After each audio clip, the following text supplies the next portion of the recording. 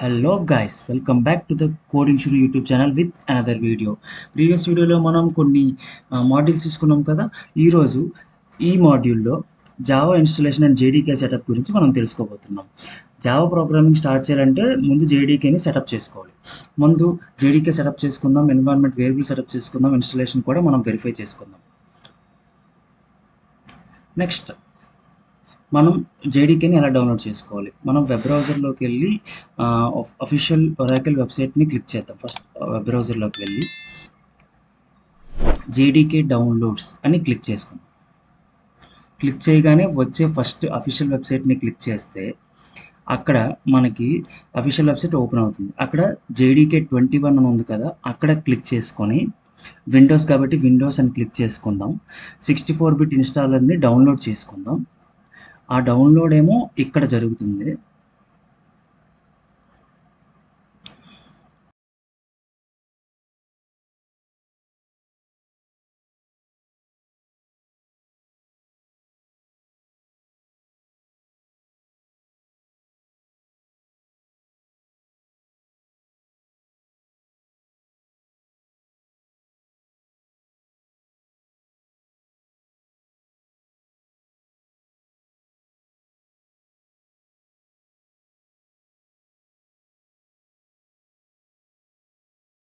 Okay, download almost అయిపోతుంది.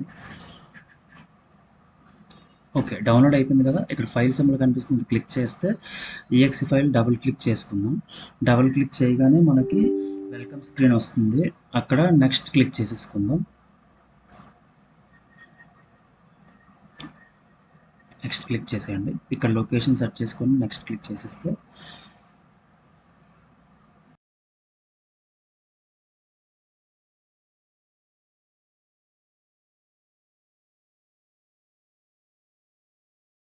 Installation పూర్తయ్యాక ఇక్కడ క్లోజ్ కనిపిస్తుంది కదా, క్లిక్ చేసేయండి. ఓకే, ఇప్పుడు మనం ఇన్స్టలేషన్ ఆఫ్ జేడీకే స్టెప్స్ అన్ని ఫాలో అయ్యి మనం చక్కగా చేసేసుకుందాం ఇన్స్టాల్. నెక్స్ట్ ఇప్పుడు ఏం చేయాలంటే ఎన్విరాన్మెంట్ వేరియబుల్స్ని సెటప్ చేసుకుందాం.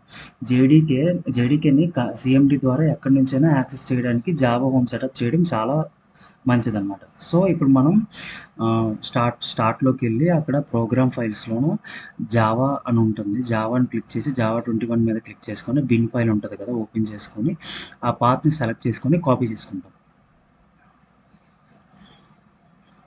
ఓకే, ఇప్పుడు స్టార్ట్ మెనూలోకి వెళ్దాం. స్టార్ట్ మెనూలోకి వెళ్ళి ఎన్వైరన్మెంట్ వేరియబుల్స్ అని టైప్ చేస్తే అక్కడ ఎడిట్ ద సిస్టమ్ వేరియబుల్స్ అని కనిపిస్తుంది. అది ఓపెన్ చేద్దాం. ఓపెన్ చేయగానే సిస్టమ్ ప్రాపర్టీస్ అని కనిపిస్తుంది కదా, అది క్లిక్ చేసుకొని అక్కడ న్యూ క్లిక్ చేసుకుందాం. న్యూ క్లిక్ చేయగానే అక్కడ వేరియబుల్ నేమ్, వేరియబుల్ వాల్యూ ఉంటుంది కదా, వేరియబుల్ నేమ్ ప్లేస్లో జావా హోమ్ అని టైప్ చేసుకుందాం.